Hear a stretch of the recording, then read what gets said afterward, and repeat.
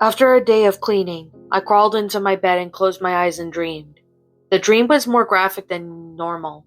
I was sitting in the hallway with a small hall light on, flickering and making a small buzz noise. As I looked around, everything seemed like a silent film. Not cheery or funny, but dark and kind of gruesome. I got up and saw a door cracked open. I opened the door and turned on the light, also flickering and making the small buzzing noise.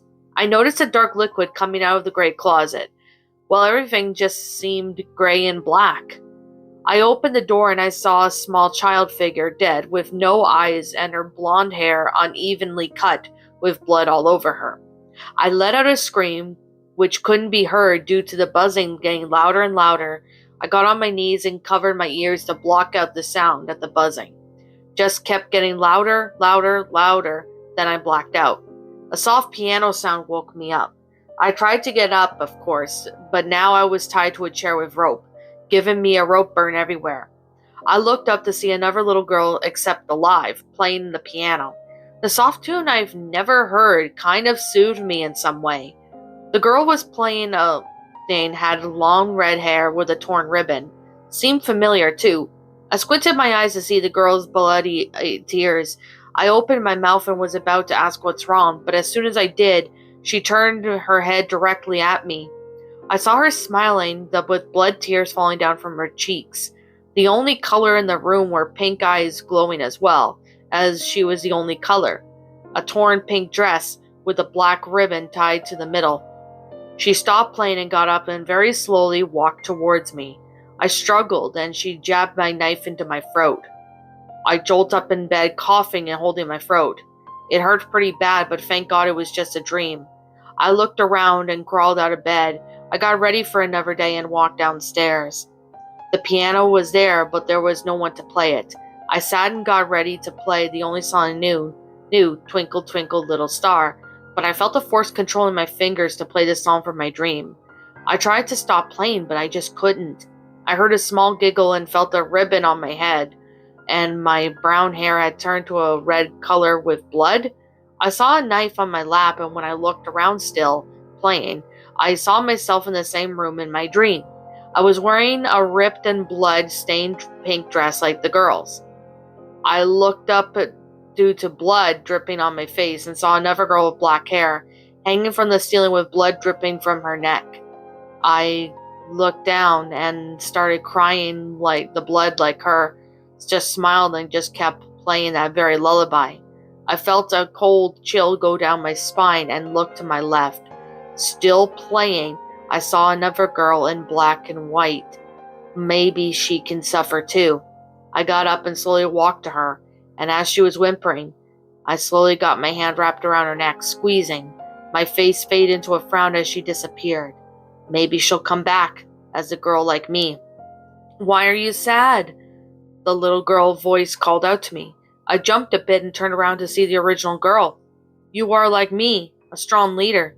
"Why did you kill them?" It finally felt like forever since I spoke.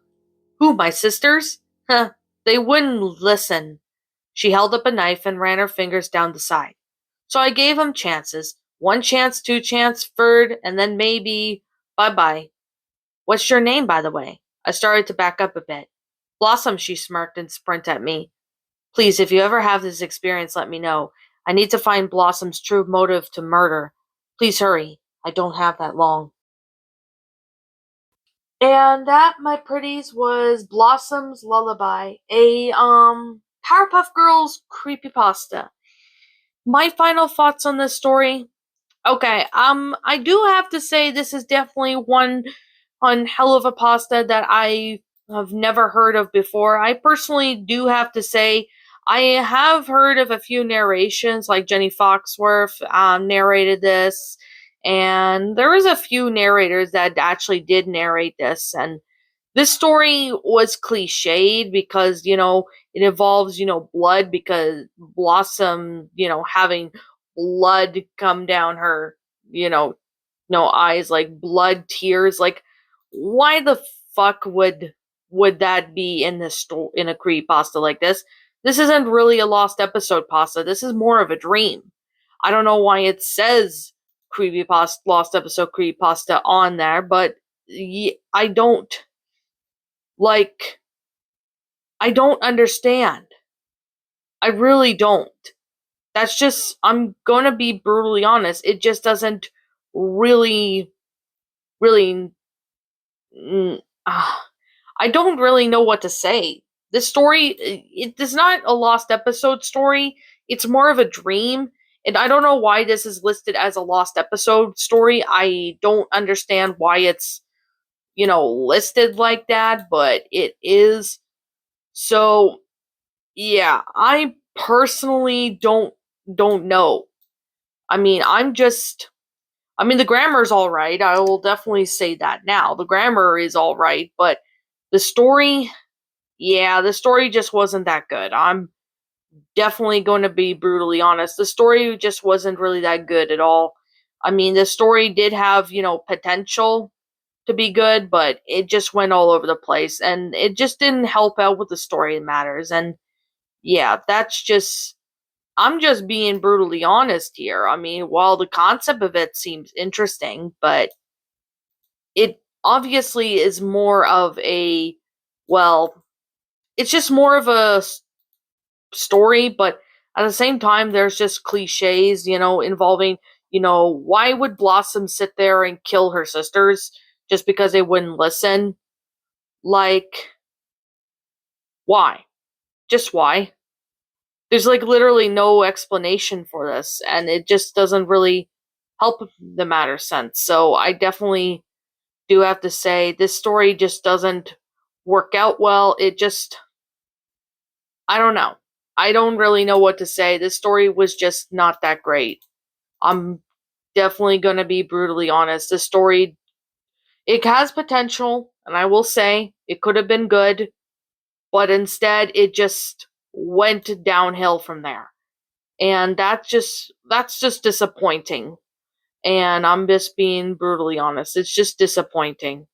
Well, it did have a good concept, I will say, but if we take out the cliches and all that, and the killing everybody, cliche, yeah, this story would have been had a potential to be good, but unfortunately that just didn't happen, and that just didn't work out with this story. So yeah, I'm just gonna be brutally honest right here, right now. This story was just not that great.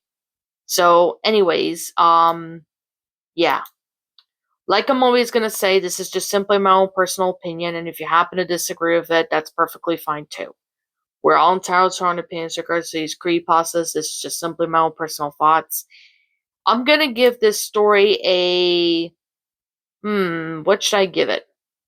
You know what? I'm gonna give this story a 1 out of 10. It did have a really decent, concept, but unfortunately it just went downhill and it just didn't work out.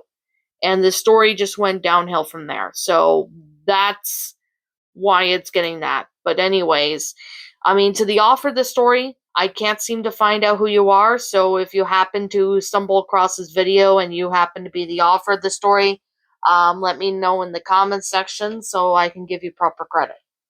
So, and as always, what did you guys personally think of this creepypasta? Did you all enjoy it? Did you all not? Also, what you have done personally to help make this story a lot better? Feel free to let me know what your thoughts are down in the comment section down below. I'm Shadow the Lion Queen. Thank you so much for watching today's video. And as always, if you're new to my channel, be sure to leave a like, comment, and subscribe if you're new. And ring the bell for notifications to when I upload, so that way you guys will not miss an upload. If you guys want to go follow me on Blue Sky, follow me on Twitter, follow me on DeviantArt, as well as follow me on my backup channel known as Ms. Dark Shigo, as links to those will be in the About page section of this channel, so you can follow me on those if you want to continue to support me. And as always, roll the outro because I'm out. What's up, my pretties? It's the Lion Queen here. I want to appreciate you all for tuning into this video, and I do appreciate you guys supporting my video by giving this video likes and stuff. If you really enjoyed this video, be sure to leave a like, comment and subscribe if you're new, Ring the bell for notifications to when I upload, so that way you guys will get updated for whenever I upload. If you want to follow me on Twitter or DeviantArt, feel free to leave a follow on those if you are interested in following me on those socials. If you want to support my backup channel, known as Ms. Dark Shigo, feel free to subscribe to it, as a link to that will also be in the About page section. And with that being said, and that being the case, thank you so much for watching, my pretties, and as always, please stay pretty.